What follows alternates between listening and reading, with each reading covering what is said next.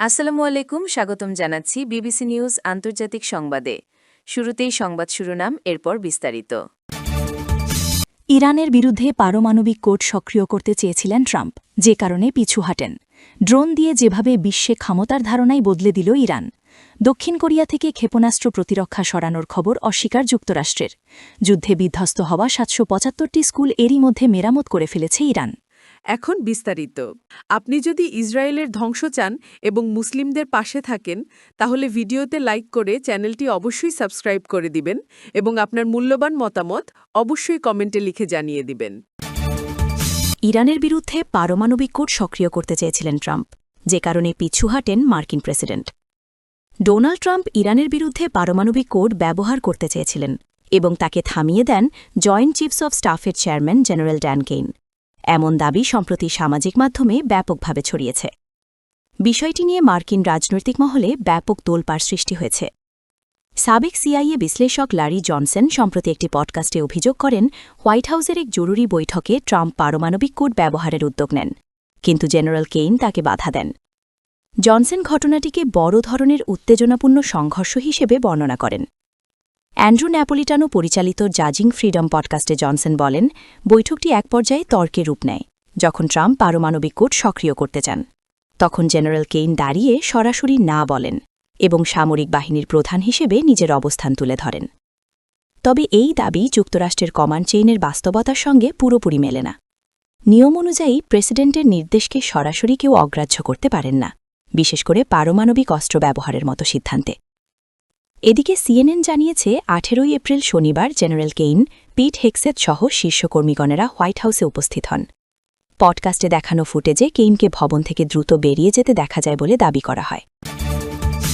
Drone দিয়ে যেভাবে বিশ্বে ক্ষমতার ধারণাই বদলে দিল ইরান। কয়েক বছর আগে ইসরায়েল লেবানন সীমান্তে হিজবুল্লাহর তৎপরতা সম্পর্কিত সামরিক প্রতিবেদনে প্রথম ইরানের ড্রোনের বিষয়টি সামনে আসে। পরবর্তীতে সামরিক বিশেষজ্ঞরা ইয়েমেনে হুথিদের ব্যবহৃত ড্রোনগুলোর উৎস খুঁজতে গিয়ে তার সাথেও ইরানের সম্পর্ক খুঁজে পান। তবে ২০২২ সালে রাশিয়া ইউক্রেন যুদ্ধের সময় যখন ইরান রাশিয়ার সেনাবাহিনীকে ড্রোন প্রযুক্তি সরবরাহ করে, তখন সারা বিশ্ব অবাক হয়ে যায়। এর কিছুদিন আগে ইউক্রেনের রাজধানী কিয়েভের আকাশে জেরেনিয়াম-2 শাহেদ ১৩৬ ড্রোন প্রথমবারের মতো প্রকাশ্যে এসেছিল। গুরুত্বপূর্ণ প্রশ্ন হল, ৪ দশক ধরে নিষেধাজ্ঞার মুখে থাকা একটি দেশ কিভাবে আন্তর্জাতিক সংঘাতে খেলার নিয়ম বদলে দিতে সক্ষম হল? ড্রোন প্রযুক্তির ক্ষেত্রে এর সাফল্যের মূল চালিকা শক্তিগুলো আসলে কী? প্রকৃতপক্ষে ১৯৭৯ সালে ইরানের ওপর নিষেধাজ্ঞা আরোপের পর ইরান তাদের নিজেদের ভেতরের সম্ভাবনা নিয়ে ভাবতে থাকে এবং সংকট থেকে বের হওয়ার পথ খুঁজানির নেতৃত্ব তাদের নিজেদের প্রকৌশলীদের ওপর আস্থা রাখে এবং তাদেরকেই উদ্বুদ্ধ করেছিল। দক্ষিণ কোরিয়া থেকে ক্ষেপণাস্ত্র প্রতিরক্ষা সরানোর খবর অস্বীকার যুক্তরাষ্ট্রের। যুক্তরাষ্ট্র দাবি করেছে যে দক্ষিণ কোরিয়া থেকে গুরুত্বপূর্ণ ক্ষেপণাস্ত্র প্রতিরক্ষা ব্যবস্থা থার্ড মধ্যপ্রাচ্যে সরানো হয়নি।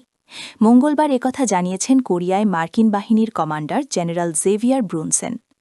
এর আগে মার্চ মাসে ওয়াশিংটন পোস্ট দুজন কর্মকর্তার বরাত দিয়ে জানিয়েছিল, পেন্টাগন দক্ষিণ কোরিয়া থেকে থার্ড সিস্টেমের কিছু অংশ মধ্যপ্রাচ্যে পাঠাচ্ছে। এরপর এ বিষয়ে মুখ খুলেছিলেন দক্ষিণ কোরিয়ার প্রেসিডেন্টও। লি জাই মিউং বলেন, ওয়াশিংটন উপদ্বীপ থেকে অস্ত্র সরিয়ে নিলেও সিউল উত্তর কোরিয়ার যে কোনো হুমকি মোকাবেলা করতে পারবে। তবে এবার সে বিষয়টি অস্বীকার করল যুক্তরাষ্ট্র। মার্কিন তৈরি থার্ড সিস্টেম উঁচুতে থাকা ব্যালিস্টিক ক্ষেপণাস্ত্র ধ্বংস করতে পারে। পারমাণবিক অস্ত্রধারী উত্তর কোরিয়ার বিরুদ্ধে সুরক্ষার জন্য এটি দক্ষিণ কোরিয়ায় মোতায়েন করা হয়েছিল। সিনেটের একটি কমিটির শুনানিতে Democratic senator Gary Peters general ব্রুনসনকে প্রশ্ন করেন, থার্ড সরিয়ে নিলে উত্তর কোরিয়ার বিরুদ্ধে প্রতিরোধ দুর্বল হয়ে পড়বে কিনা দক্ষিণ কোরিয়ার এই উদ্বেগের বিষয়ে তিনি জানতে চান। জবাবে ব্রুনসন বলেন, আমরা কোনো থার্ড সিস্টেম সরাইনি। থার্ড এখনও উপদ্বীপে আছে, তবে আমরা গোলাবারুদ পাঠাচ্ছি, সেগুলো এখন যাওয়ার অপেক্ষায় আছে।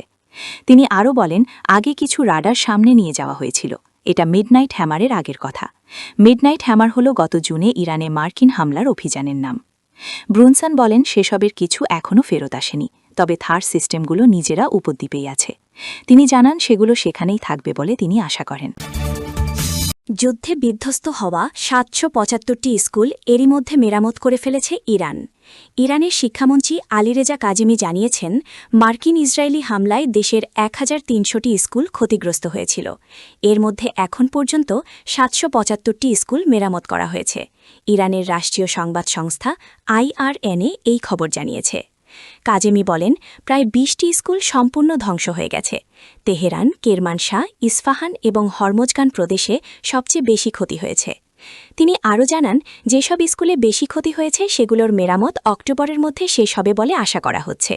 শিক্ষামন্ত্রী বলেন, হামলার মধ্যেও পড়াশোনা থামেনি, সরাসরি বা অনলাইনে ক্লাস চলেছে। ইরানের টেলিভিশন স্কুলের মাধ্যমেও শিক্ষা কার্যক্রম চালু ছিল। কাজেমি আরও জানান, শিক্ষার্থীদের মানসিক সহায়তার জন্য কাউন্সেলিংয়ের ব্যবস্থাও করা হয়েছে।